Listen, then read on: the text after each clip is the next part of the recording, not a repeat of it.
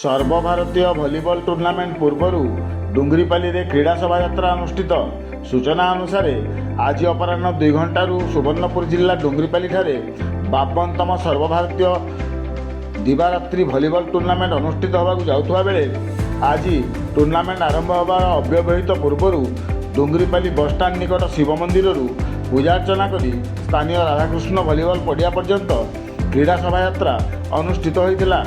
Dungripali block ଅବସରପ୍ରାପ୍ତ ସେନା କର୍ମଚାରୀଙ୍କ ଦ୍ୱାରା ଏହି କ୍ରୀଡ଼ା ଶୋଭାଯାତ୍ରା ଅନୁଷ୍ଠିତ ହୋଇଥିଲା।